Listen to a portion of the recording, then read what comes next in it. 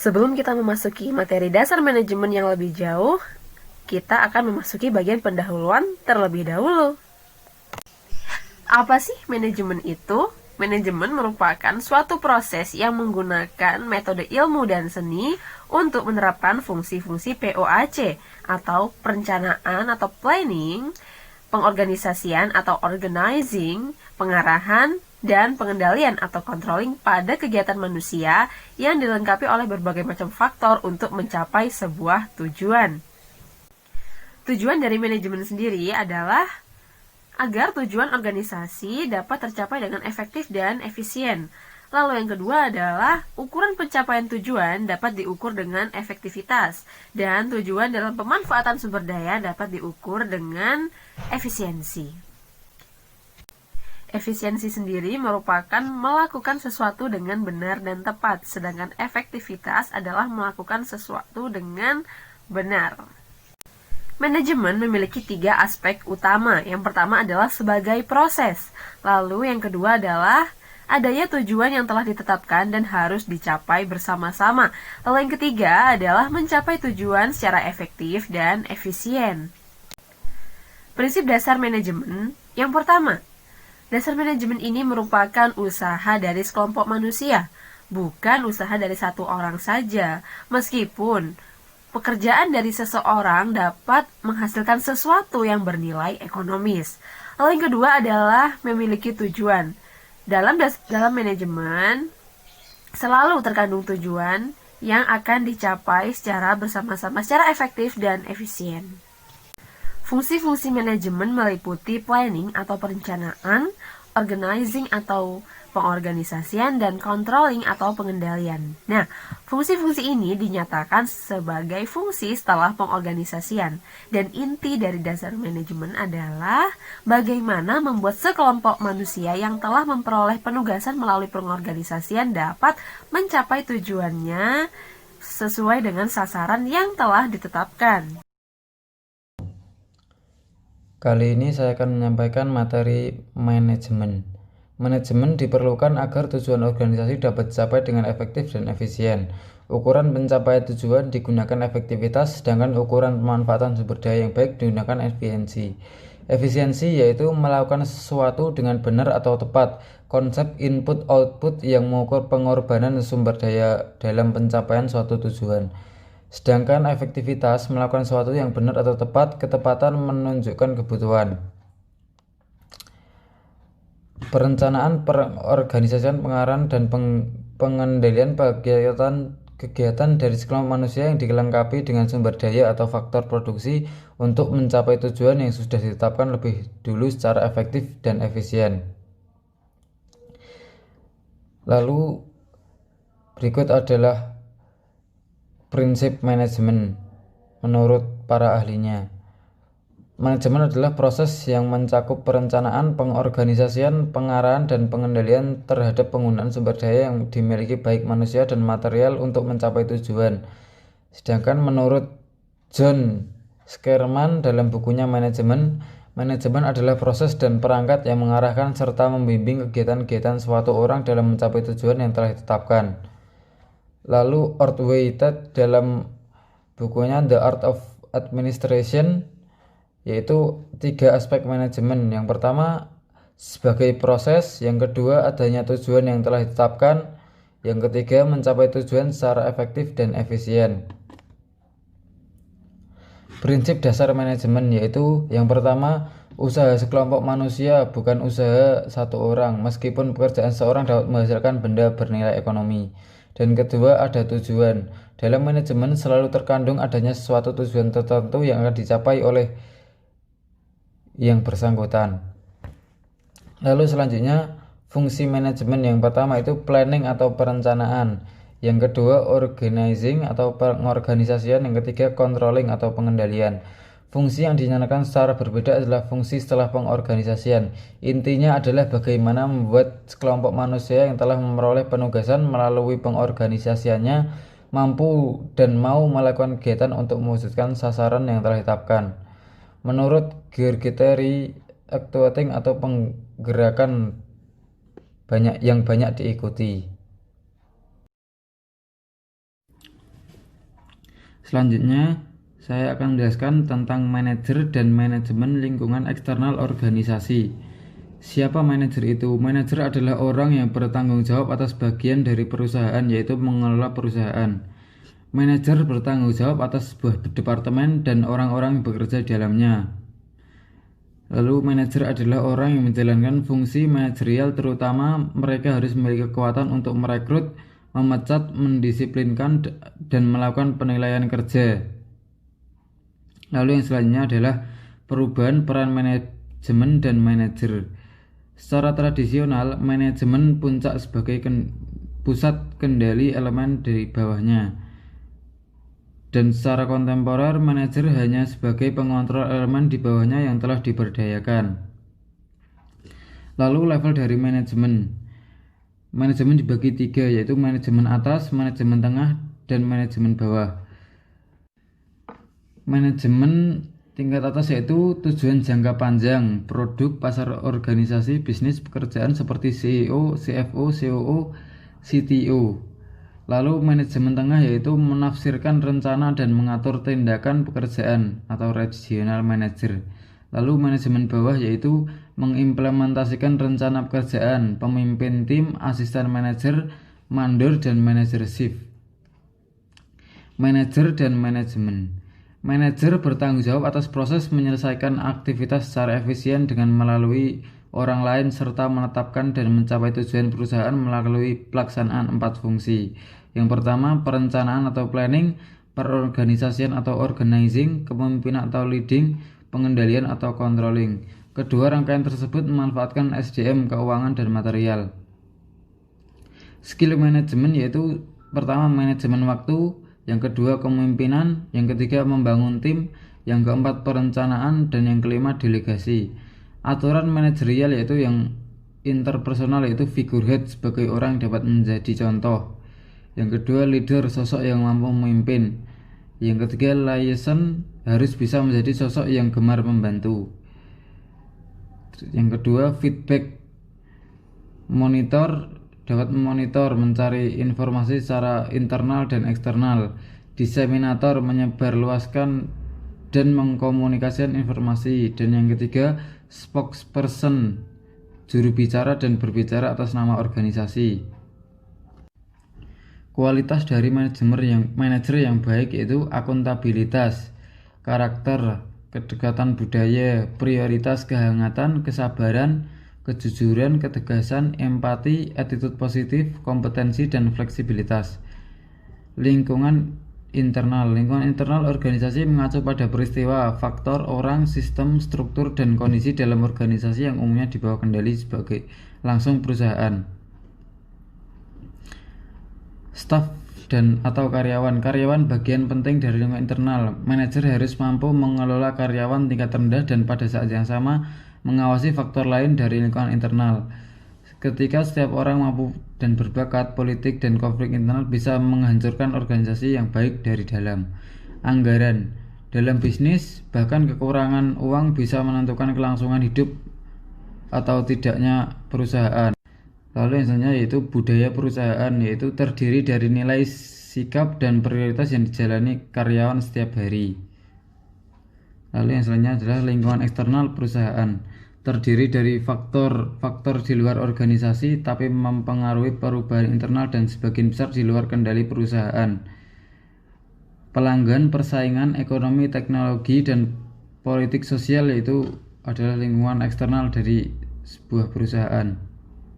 Dapat berdampak signifikan mempengaruhi operasi pertumbuhan dan keberlanjutan jangka panjang. Domain lingkungan eksternal terdiri di semua entitas lingkungan yang berinteraksi dengan organisasi. Faktor eksternal umum yang mempengaruhi organisasi yang pertama itu ekonomi, yang kedua kompetisi, yang ketiga politik, yang keempat pelanggan dan pemasok. Selanjutnya yaitu teknologi, dan yang terakhir adalah hukum dan regulasi. Dua saluran untuk mendapatkan perubahan domain yaitu hubungan internal dan konsultan eksternal. beradaptasi ke eksternal lingkungan hidup. Untuk bertahan hidup dan berkembang, organisasi harus menyesuaikan diri pada sistem ekologi yang mengelilingi diri sendiri. Penting untuk memanfaatkan kecerdasan lingkungan untuk menentukan ketidakpastian dan mengambil tindakan yang tepat untuk kesejahteraan organisasi. Lalu mengontrol lingkungan hidup eksternal.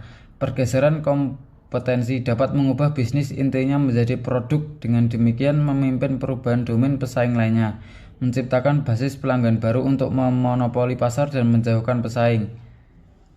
Lalu iklan, itu cara efektif untuk mempengaruhi selera dan pendapat pelanggan, memberi keunggulan dalam persaingan. Lalu terakhir, lobby politik. Kegiatan lobby politik merupakan cara yang bisa mempengaruhi kebijakan dan peraturan pemerintah untuk mendukung organisasi atau terkadang melawan pesaing. Baiklah, pada kesempatan kali ini saya akan menjelaskan mengenai planning. Di dalam manajemen terdiri atas 5 fungsi manajemen. Pertama, planning, organizing, controlling, actually, dan pengendalian. Planning menurut Kusmiadi adalah proses dasar yang kita gunakan untuk memilih tujuan-tujuan dan menguraikan bagaimana cara pencapaiannya. Adapun tujuan dari planning, pertama, memberikan pengarahan kepada manajer atau karyawan. Yang kedua, mengurangi ketidakpastian. Yang ketiga, untuk tujuan standar yang digunakan dalam visi misi dari perusahaan. Fungsi planning memiliki beberapa manfaat, yaitu 1. Hasil pedoman yang menjadi acuan dasar dalam melaksanakan suatu kegiatan. 2. Perencanaan bisa memudahkan pengawasan terhadap kegiatan yang telah dilakukan, apakah sudah sesuai dengan yang direncanakan atau tidak. 3. Perencanaan bisa meminimalisir kesalahan yang mungkin dan akan terjadi. 4. Kegiatan unit setiap manajemen lebih terorganisir. Yang kelima, pelaksanaan tugas lebih tepat, efektif, dan efisien. Yang keenam, penyimpangan yang berpotensi muncul akan bisa diantisipasi sedini mungkin. Yang ketujuh, memudahkan pengawasan. Kegiatan-kegiatan yang dilakukan di dalam planning adalah 1. Menentukan arah tujuan perusahaan dan target berikutnya. Yang kedua, menyusun strategi untuk mempunyai tujuan.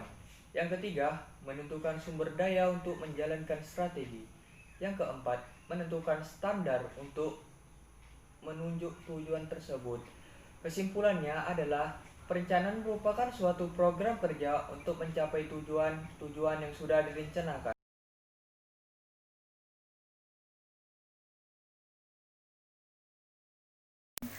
Pengorganisasian adalah fungsi manajemen yang mengikuti planning atau perencanaan.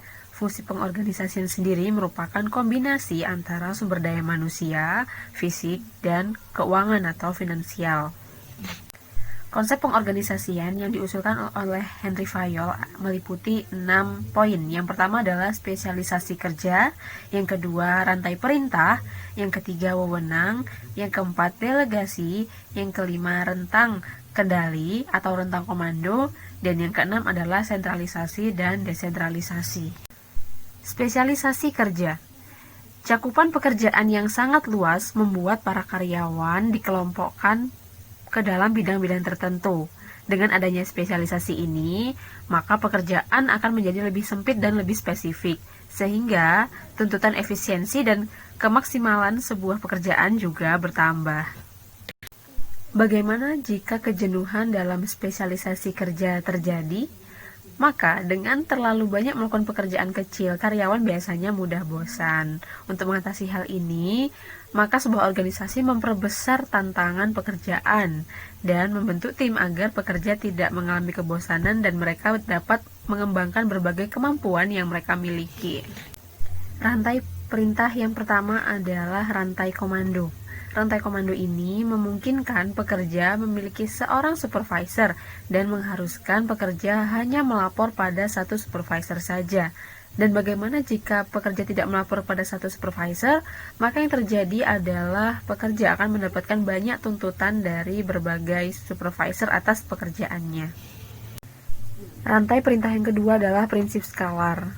Prinsip ini akan melibatkan keterkaitan antara seluruh komponen karyawan, dan ketika organisasi tumbuh secara kuantitatif atau secara jumlah, maka level manajemen akan ditambahkan. Namun kerugiannya adalah menambahnya biaya overhead, lapisan komunikasi yang meningkat, dan memengaruhi pemahaman atasan dan bawahan.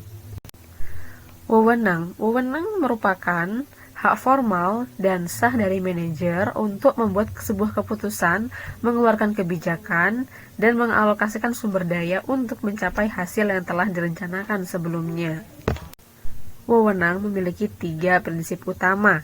Yang pertama adalah didasarkan pada posisi organisasi, yang kedua adalah otoritas diterima bawahan dan wajib dipatuhi, yang ketiga adalah mengalir dari atas ke bawah atau secara hierarki vertikal.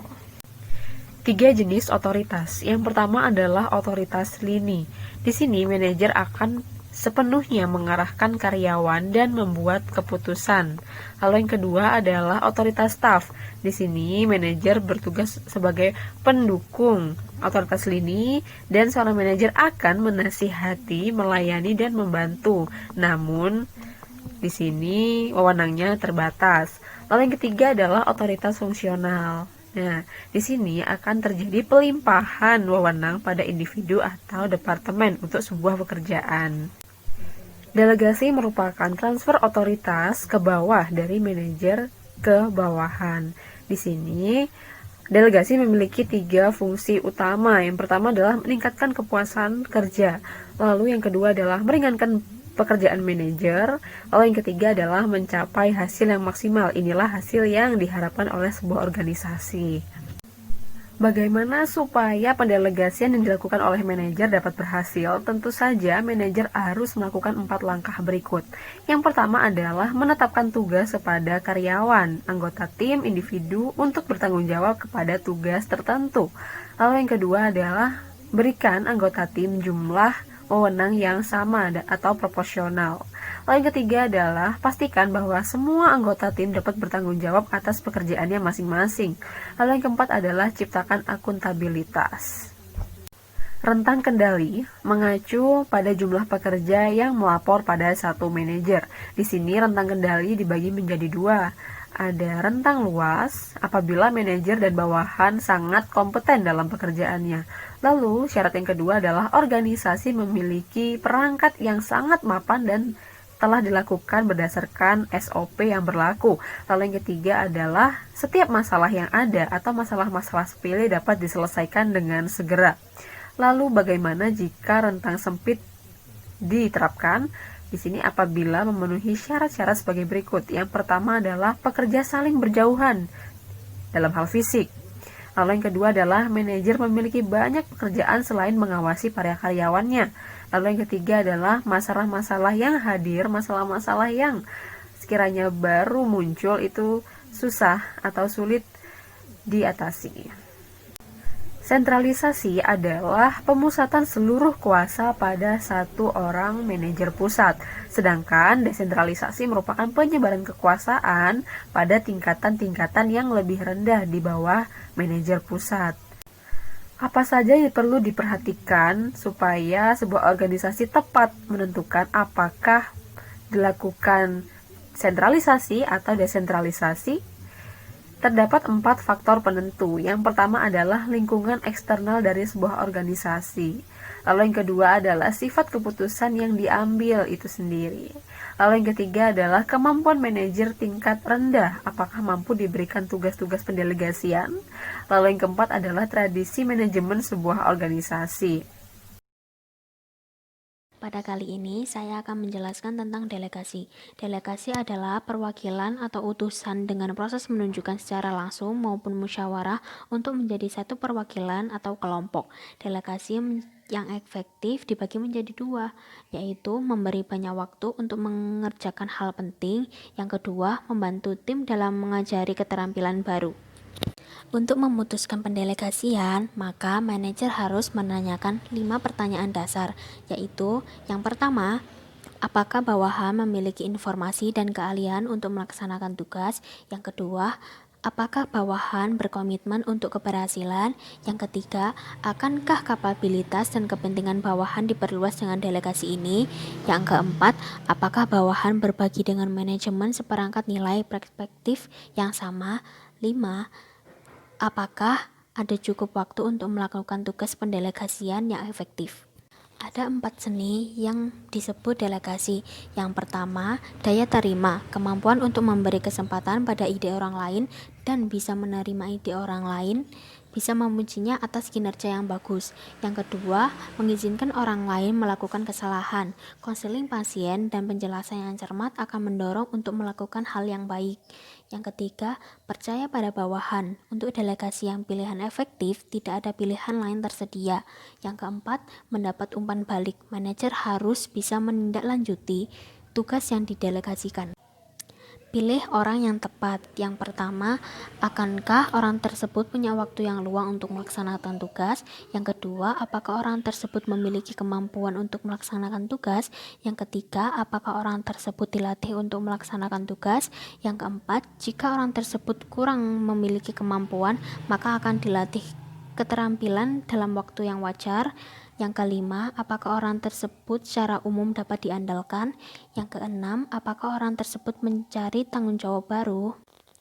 Apa yang akan diberikan untuk orang yang dipilih? Yang pertama, jelaskan hasil yang diinginkan. Yang kedua, mendengarkan saran orang tersebut berpikir bahwa harus diselesaikan. Yang ketiga, beri mereka otonomi dan kebebasan. Yang keempat, mendorong mereka saat akan memulai pekerjaan atau tugas. Ada 7 aturan dalam delegasi. Yang pertama spesifik, yang kedua terukur, yang ketiga sepakat, yang keempat realistis, yang kelima dibatasi waktu, yang keenam etis, yang ketujuh tercatat.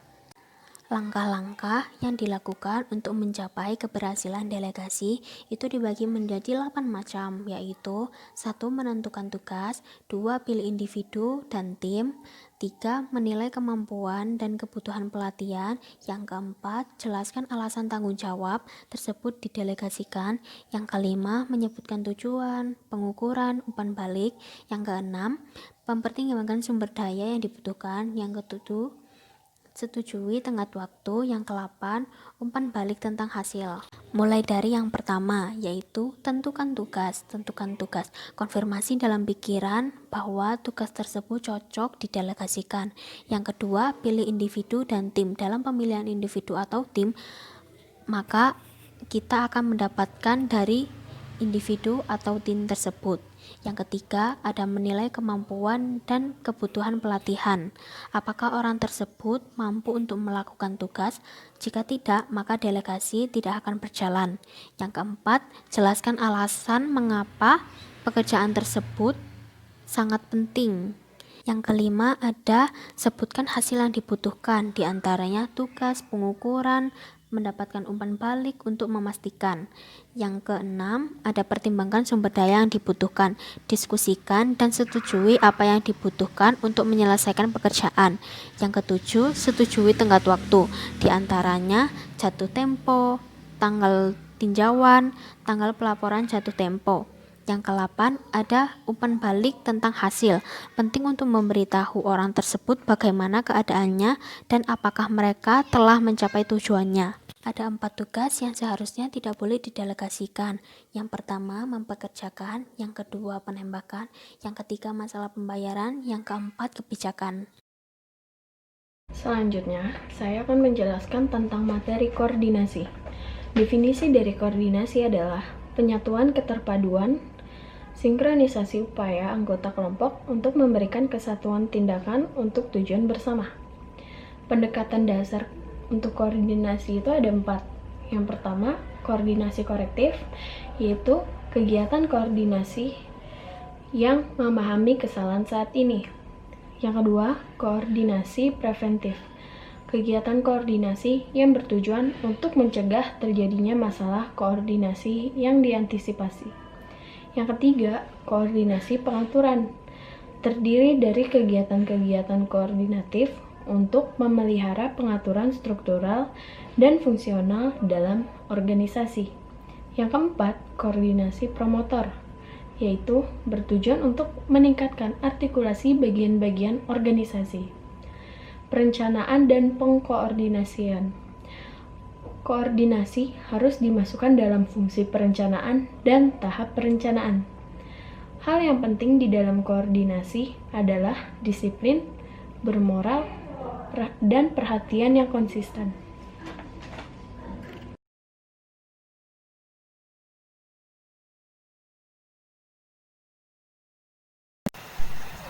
Pengambilan keputusan dapat dipandang sebagai bagian integral dari perencanaan, bahwa keputusan terpenting harus diambil selama proses perencanaan.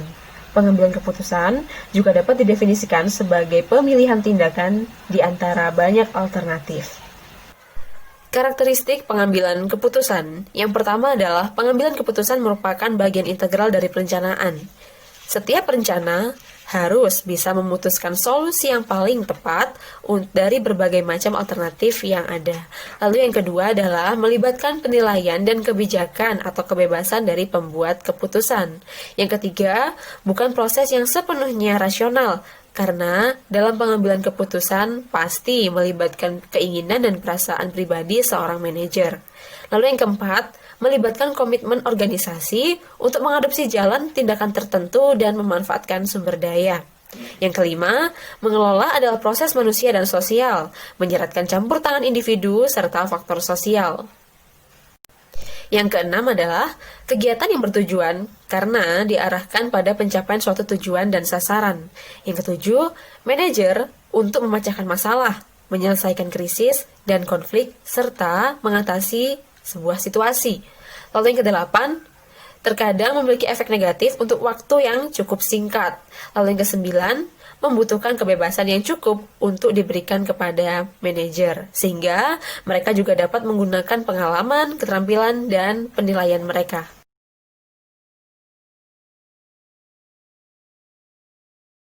Keputusan terprogram. Keputusan ini paling mudah dibuat, misalnya membuat pesanan pembelian, memberikan sanksi, kenaikan gaji, penyelesaian perselisihan, dan lain-lain. Di sini manajer dalam menangani masalah bersifat rutin biasanya mengikuti prosedur atau SOP yang sudah ditetapkan. Keputusan yang tidak terprogram. Keputusan ini tidak rutin dan terkait dengan beberapa situasi luar biasa di mana tidak ada metode pasti untuk menangani suatu permasalahan. Misal, permasalahan yang terkait dengan penanganan masalah hubungan industrial yang serius. Lalu, pangsa pasar yang menurun, persaingan yang meningkat, masalah dengan kolaborator, dan meningkatnya permusuhan publik terhadap organisasi termasuk dalam permasalahan untuk pengambilan keputusan yang tidak terprogram. Keputusan operasional atau taktis berhubungan dengan kondisi saat ini dan memiliki tujuan utama untuk mencapai efisiensi tingkat tinggi dalam operasi perusahaan yang sedang berjalan, misalnya untuk peningkatan kondisi kerja yang lebih baik, pengawasan yang efektif, dan penggunaan sumber daya yang ada dengan hati-hati. Keputusan strategis, misalnya memperluas skala operasi, memasuki pasar baru, mengubah bauran produk, menggeser fasilitas manufaktur dari satu tempat ke tempat yang lain, dan menjalin aliansi dengan perusahaan lain. Keputusan ini berdampak luas pada organisasi. Keputusan organisasi. Keputusan ini diambil oleh manajer dalam kegiatan bisnis biasa dalam kapasitas mereka sebagai manajer yang berkaitan dengan masalah organisasi. Misal, keputusan tentang pengenalan sistem insentif baru, pemindahan karyawan, realokasi atau pemindahan karyawan, serta lainnya. Diambil oleh manajer untuk mengambil atau mencapai tujuan tertentu. Keputusan pribadi. Manajer memang sengaja mengambil keputusan yang bersifat personal atau pribadi. Tidak sepenuhnya terbatas pada diri mereka, namun keputusan yang diambil ini dapat memengaruhi organisasi yang sedang dipimpin. Misal, keputusan seorang manajer untuk keluar dari organisasi, meskipun bersifat pribadi, namun hal ini bisa memengaruhi organisasi, terutama karyawan. Sangat umum jika keputusan individu diambil oleh manajer secara pribadi, namun beberapa keputusan juga diambil secara kelompok oleh beberapa manajer. Namun, pengambilan keputusan secara berkelompok juga sangat disukai karena dapat memberikan kontribusi yang lebih banyak terhadap kelompok.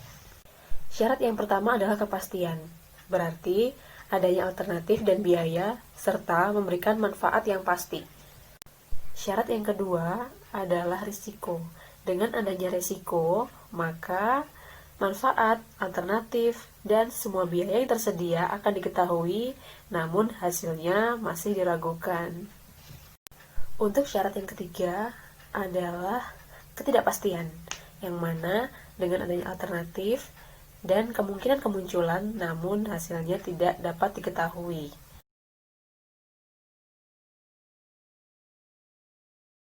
Langkah yang pertama adalah mengidentifikasi dan mendiagnosis sebuah masalah.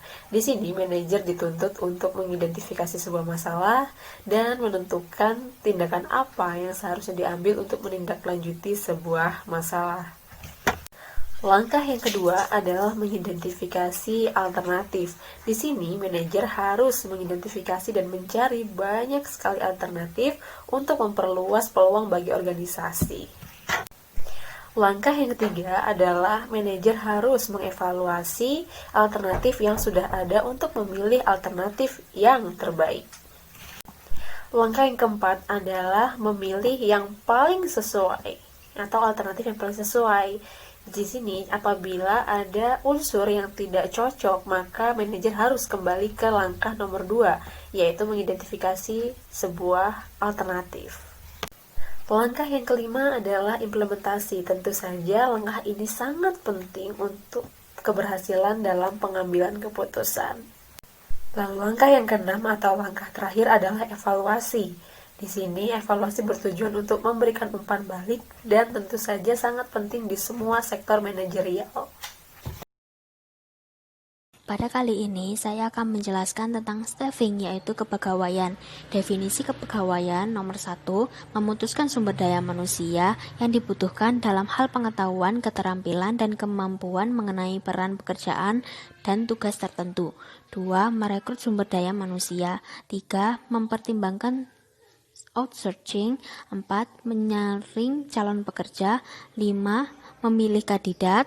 6, mempersiapkan karyawan baru. Ada 7 cara yang dilakukan dalam kepegawaian. Yang pertama, perencanaan SDM. Yang kedua, memperkerjakan. Yang ketiga, orientasi deskripsi pekerjaan. Yang keempat, pelatihan dan pengembangan. Yang kelima, menilai kinerja. Yang keenam, reward. Yang ketujuh, perencanaan karir. Mulai dari yang pertama, perencanaan SDM, rekrutmen, seleksi karyawan yang digunakan dengan cara wawancara, pemilihan data pribadi, dan tes. Yang kedua, memperkerjakan. Faktor seleksi yang diperhatikan, yang pertama, untuk memperkenalkan karyawan baru. Yang kedua, menampilkan latar belakang, data pribadi, bakat, sikap, minat, dan keterampilan. Yang ketiga, pemilihan yang baik akan menghasilkan orientasi yang baik juga. Yang ketiga, ada orientasi pekerja. Orientasi pekerja dibagi menjadi 2 macam, yaitu pelatihan keterampilan dan pengembangan kemampuan. Nomor 4, ada pelatihan dan pengembangan. Pelatihan dan pengembangan dibagi menjadi 3, yaitu fokus pada perencanaan, mencakup penilaian yang dicapai, dan keputusan pembayaran. Yang kelima, ada menilai kinerja. Hal yang harus diperhatikan dalam menilai kinerja adalah yang pertama, harus berdasarkan prinsip kewajaran. Yang kedua, tidak ada rasisme. Yang ketiga, kompensasi khusus untuk kasus yang khusus. Yang keenam, ada penghargaan. Penghargaan dan hukuman diberikan berdasarkan kinerja pekerja. Yang ketujuh, ada perencanaan karir. Perencanaan karir dibagi menjadi 2, yaitu kebutuhan organisasi dan kebutuhan individu. Kebutuhan organisasi mencakup strategi mayor, tantangan krisis, kekurangan, kekuatan, memenuhi tantangan. Kebutuhan individu mencakup kesempatan berkarir, cocok minat, cocok nilai, menggunakan kekuatan, memberi tantangan. Pengertian motivasi. Motivasi dari bahasa Latin mover yang berarti dorongan atau daya penggerak. Motivasi mempersoalkan bagaimana caranya mendorong gairah kerja bawahan agar mereka mau bekerja keras dengan memberikan semua kemampuan dan keterampilannya untuk mewujudkan tujuan perusahaan. Lantas, kenapa motivasi harus dilakukan terhadap bawahan? Yang pertama, karena pimpinan membagi-bagikan pekerjaannya kepada bawahan untuk dikerjakan secara baik. Yang kedua, karena ada bawahan yang mampu untuk mengerjakan pekerjaannya, tetapi ia malas atau kurang bergairah untuk mengerjakannya. Yang ketiga, untuk memelihara atau meningkatkan kegairahan kerja bawahan dalam menyelesaikan tugas-tugasnya. Yang keempat, untuk memberikan penghargaan dan kepuasan kerja kepada bawahannya. Faktor-faktor penentu kinerja. Yang pertama, motivasi. Yang kedua, kemampuan. Dan yang ketiga, lingkungan pekerjaan. Yang selanjutnya, asas-asas motivasi. Yang pertama, asas mengikut sertakan, artinya mengajak bawahan untuk ikut berpartisipasi dalam proses pengambilan keputusan. Yang kedua, atas komunikasi, artinya menginformasikan secara jelas tentang tujuan yang ingin dicapai, cara-cara mengerjakannya, dan kendala-kendala yang dihadapi. Yang ketiga, asas pengakuan, artinya memberikan penghargaan, pujian, dan pengakuan yang tepat serta wajar kepada bawahan atas prestasi yang telah dicapainya. Yang keempat, asas wewenang yang didelegasikan, artinya memberikan kewenangan dan kepercayaan diri kepada bawahan bahwa dengan kemampuan dan kreativitasnya, ia mampu mengerjakan tugas-tugas itu dengan baik. Misalnya, ini tugasmu dan saya berharap kepadamu untuk mengerjakannya. Yang kelima, asas adil dan layak. Artinya, alat dan jenis motivasi yang diberikan harus berdasarkan atas asas keadilan dan kelayakan terhadap semua karyawan. Misalnya, dalam pemberian premi dan denda panen terhadap semua karyawan harus adil dan layak. Yang keenam, asas perhatian timbul balik. Artinya, bawahan yang berhasil mencapai tujuan dengan baik, maka pimpinan harus bersedia memberikan alat dan jenis motivasi. Tegasnya, kerjasama yang saling menguntungkan kedua belah pihak. Alat dan bentuk motivasi-motivasi. Yang pertama, material insentif seperti uang atau barang bernilai seperti rumah dan kendaraan. Yang kedua, non-material insentif. Motivasi bukan uang atau barang yang bernilai. Misalnya, dia diberikan medali, piagam, dan bintang jasa. Yang ketiga, kombinasi material dan non-material.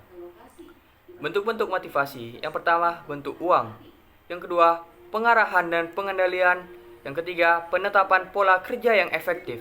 Yang keempat, kebajikan. Usaha untuk membuat karyawan bahagia. Beberapa pendekatan mengenai motivasi, yaitu pendekatan tradisional atau dikenal sebagai Traditional Model of Motivation Theory. Yang kedua, pendekatan relasi manusia atau Human Relation Model. Dan yang terakhir, pendekatan sumber daya manusia atau Human Resource Model.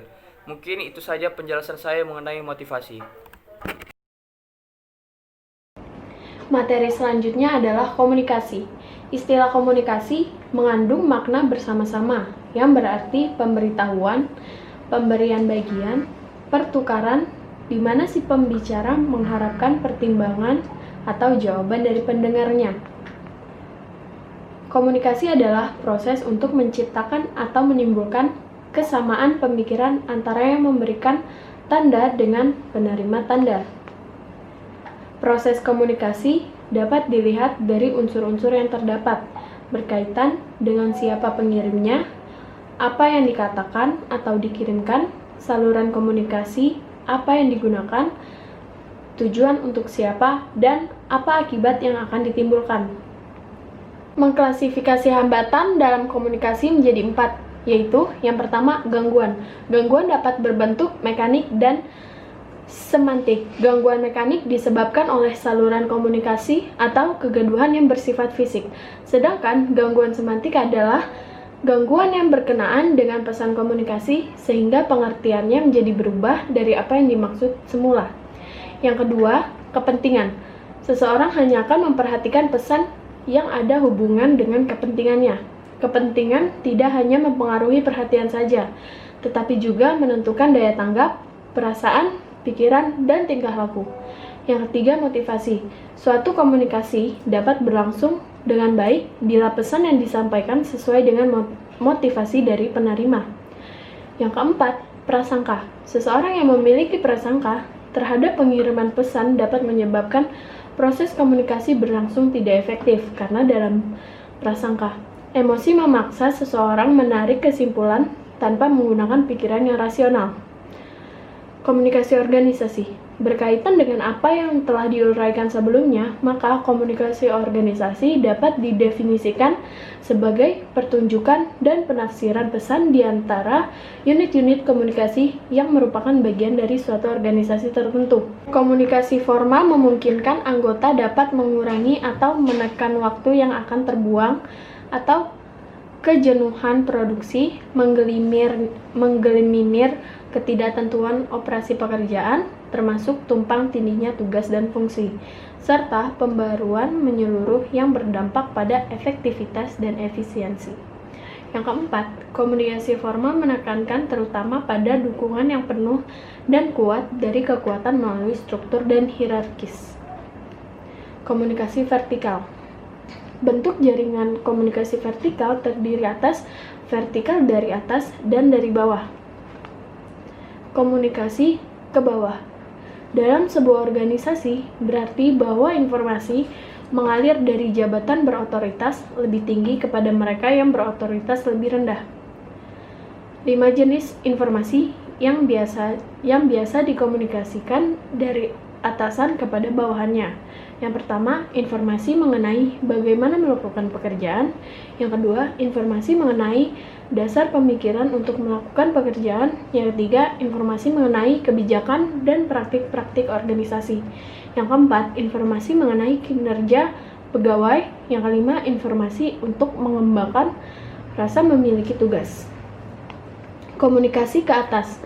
Komunikasi ke atas dalam sebuah organisasi berarti bahwa informasi mengalir dari tingkat yang lebih rendah ke tingkat yang lebih tinggi. Komunikasi ke atas penting karena beberapa alasan. Yang pertama, aliran informasi ke atas memberi informasi yang berharga untuk pembuatan keputusan oleh mereka yang mengarahkan organisasi dan mengawasi kegiatan orang-orang lainnya. Yang kedua, komunikasi ke atas memberitahu kepada penyeliak kapan bawahan mereka siap menerima informasi dari mereka dan seberapa baik bawahan menerima apa yang dikatakan kepada mereka. Komunikasi horizontal. Komunikasi dalam organisasi juga berlangsung di mana anggota-anggota organisasi yang menduduki posisi-posisi yang sama tingkat otoritasnya.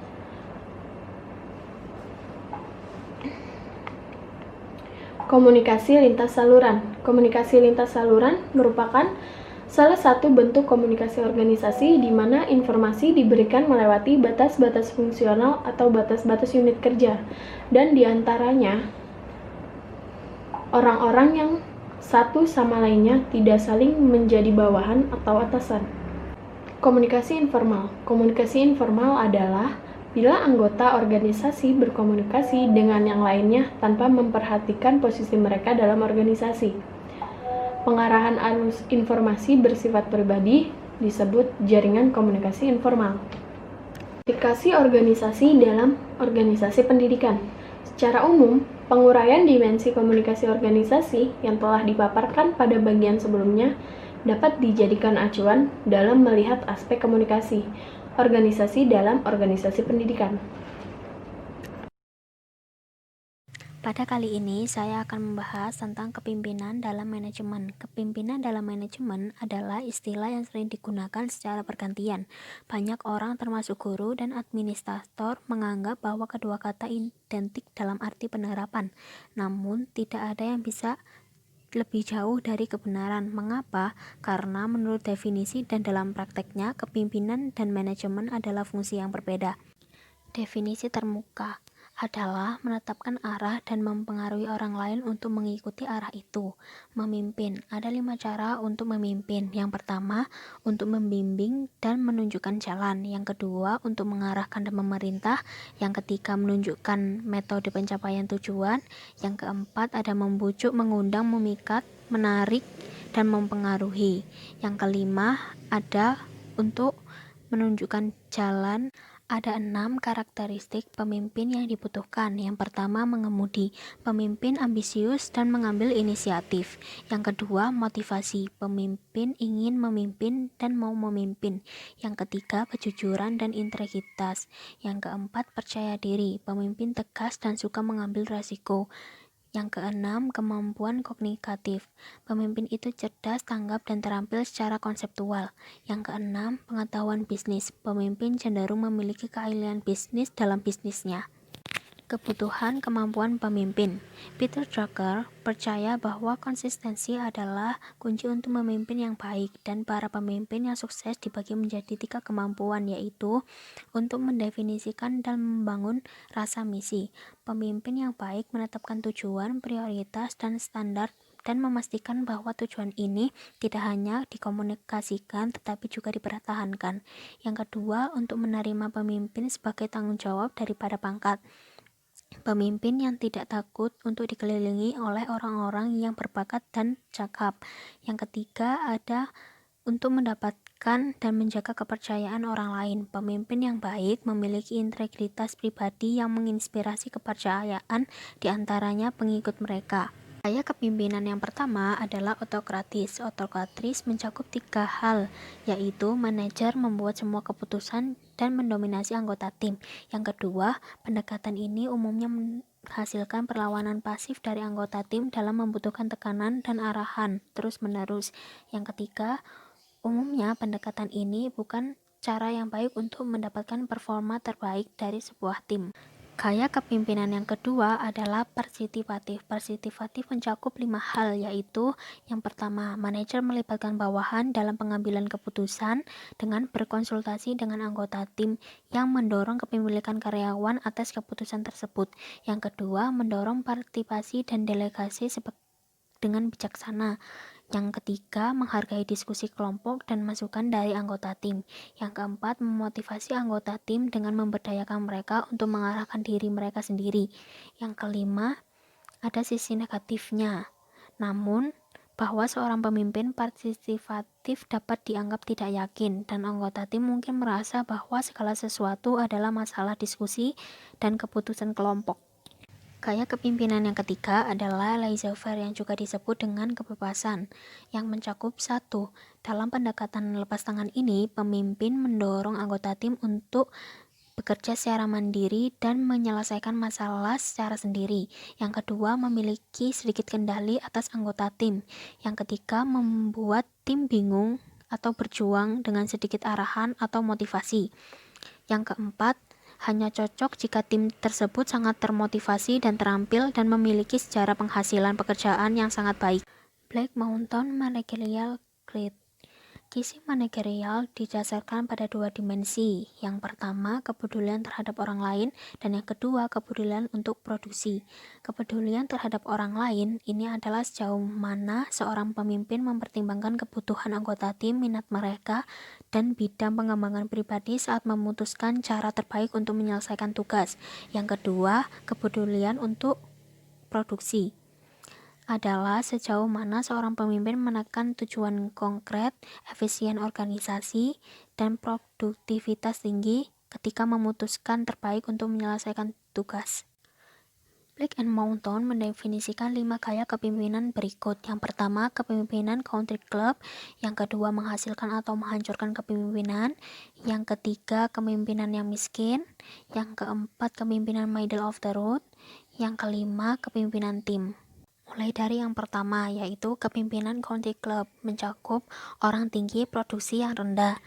Yang kedua, gaya pemimpin ini sangat memperhatikan kebutuhan dan perasaan anggota timnya. Yang ketiga, orang-orang ini beroperasi dengan asumsi bahwa selama anggota tim senang dan aman, mereka akan bekerja keras. Yang kedua, ada menghasilkan atau menghancurkan kepemimpinan, yang mencakup 1. Produksi tinggi atau orang rendah. Yang kedua, juga dikenal dengan pemimpin otoriter atau kepatuhan. Yang ketiga, kebutuhan karyawan selalu nomor 2 dari kebutuhan akan tempat yang efisien dan produktif.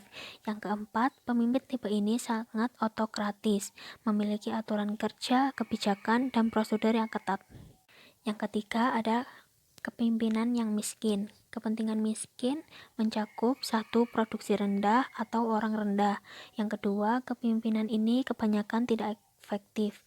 Yang ketiga, tidak memiliki rasa hormat yang tinggi untuk menciptakan sistem, menyelesaikan pekerjaan, atau untuk menciptakan lingkungan kerja yang memuaskan dan memotivasi. Yang keempat, ada kepemimpinan middle of the road. mencakup satu, produksi sedang atau orang menengah. Yang kedua, gaya ini tampaknya menjadi keseimbangan dari dua kepentingan yang sangat penting. Yang ketiga, masalah muncul ketika sedang berkompromi. Yang keempat, para pemimpin yang menggunakan gaya ini puas dengan kinerja rata-rata dan sering percaya bahwa inilah yang akan diharapkan semua orang. Yang kelima adalah kepemimpinan tim yang mencakup satu, produksi tinggi atau orang tinggi. Yang kedua, menurut model Black Mountain, inilah puncak gaya manajerial. Yang ketiga, para pemimpin ini sangat menekankan kebutuhan produksi dan kebutuhan rakyat. Yang keempat, premis di sini adalah bahwa karyawan dilibatkan dalam memahami tujuan organisasi dan menentukan kebutuhan produksi. Yang kelima, menciptakan lingkungan tim berdasarkan kepercayaan dengan rasa hormat yang mengarah pada kepuasan dan motivasi tinggi sebagai hasilnya yang tinggi. Cara menerapkan Black Mountain Managerial Grid. Langkah yang pertama adalah identifikasi gaya kepemimpinan. Pikirkan beberapa situasi baru dan tempatkan diri pada grid yang sesuai dengan tempat yang diyakini cocok. Langkah yang kedua adalah identifikasi area peningkatan dan kembangkan keterampilan kepemimpinan. Pertama, lihat metode dan analisis cara krisis keefektifannya. Yang kedua, cari cara untuk meningkatkan diri. Yang ketiga, identifikasi cara untuk mendapatkan keterampilan yang dibutuhkan untuk mencapai posisi kepemimpinan. Yang keempat, menjadwalkan atau memantau kemajuan proyek dan pantau kinerja dan situasi. Langkah yang ketiga adalah letakkan grid dalam konteks yang mencakup satu, penting untuk diketahui bahwa gaya pimpinan tim tidak selalu menjadi pendekatan yang paling efektif dalam setiap situasi. Yang kedua, manfaatnya membutuhkan lebih banyak perhatian di satu bidang daripada di bidang yang lain. Ketiga, jika diharapkan pada kesulitan ekonomi atau resiko fisik kekhawatiran orang, maka akan ditempatkan di belakang, setidaknya untuk jangka pendek untuk mencapai produktivitas dan efisiensi tinggi. Selanjutnya adalah materi controlling atau pengendalian. Mengontrol atau mengendali adalah proses pemantauan kinerja dan pengambilan tindakan untuk memastikan hasil yang diinginkan. Memastikan bahwa hal yang benar terjadi dengan cara yang benar dan pada waktu yang tepat. Ini membantu memastikan bahwa tujuan dan pencapaian konsisten satu sama lain di seluruh organisasi. Proses pengendalian atau controlling itu ada 4. Yang pertama, membangun tujuan dan standar, yaitu proses controlling dimulai dengan perencanaan dan penetapan sasaran kinerja. Ada 2 jenis standar. Yang pertama itu standar keluaran dan standar input. Standar keluaran adalah mengukur hasil kinerja dalam kuantitas, kualitas, biaya, dan waktu. Standar input adalah mengukur upaya kerja yang menjadi tugas kinerja. Yang kedua itu mengukur kinerja aktual. Harus cukup akurat untuk menemukan penyimpangan dan perbedaan antara apa yang sebenarnya terjadi dan apa yang diinginkan. Yang ketiga, membandingkan hasil dengan tujuan dan standar, yaitu perbandingan kinerja aktual dengan kinerja yang diinginkan, menetapkan kebutuhan tindakan. Yang keempat, melakukan tindakan korektif, yaitu pengambilan tindakan apapun yang diperlukan untuk memperbaiki atau meningkatkan berbagai hal. Sistem pengendalian organisasi itu ada 3. Yang pertama, proses manajemen, yaitu strategi dan tujuan, kebijakan dan prosedur, seleksi dan pelatihan, dan penilaian kinerja. Yang kedua, kompensasi dan manfaat. Pikat dan pertahankan orang-orang berbakat, motivasi untuk memaksimalkan pekerjaan mereka. Yang terakhir, disiplin karyawan, memberi peringatan dan teguran tingkat keparahan dan frekuensi pelanggaran karyawan. Selanjutnya saya akan melanjutkan yaitu materi manajemen konflik. Bagaimana mengatasi suatu konflik? Konflik yaitu gaya kepemimpinan atasan kurang baik merasa sebagai pimpinan, berselisih pendapat, kinerja karyawan kurang maksimal, dan kendala antar karyawan. Definisi manajemen konflik yaitu serangkaian reaksi kemudian aksi dari berbagai pelaku baik itu dari pihak luar ataupun dalam sebuah konflik. Nantinya beberapa pihak seperti dari luar akan memberikan informasi akurat sehingga terciptanya sebuah komunikasi lebih efektif. Sebuah proses di mana banyak individu melakukan langkah-langkah untuk mengakhiri berbagai perselisihan dengan dampak besar hingga akhirnya semua masalah terpecahkan. Cara mengatasi konflik internal yaitu yang pertama metode rujuk dilakukan oleh pihak bersengketa, kemudian bisa jadi sebuah pendekatan dan hasrat untuk kembali bekerja sama hingga menjalankan sebuah hubungan baik demi kepentingannya bersama. Yang kedua yaitu metode persuasi, juga bisa dilakukan untuk memberi perubahan posisi dari pihak lainnya. Tujuan dari persuasi ini sangat baik, yakni mengurangi kerugian yang bisa muncul dengan adanya berbagai bukti faktual hingga bisa memperlihatkan bahwa dari pendapat beberapa orang akan memberikan keuntungan serta konsistensi dalam penerapan norma hingga standar keadilan yang sekarang masih berlaku. Metode pemecahan masalah terpadu, usaha menyelesaikan masalah dengan menggabungkan berbagai kebutuhan kedua belah pihak.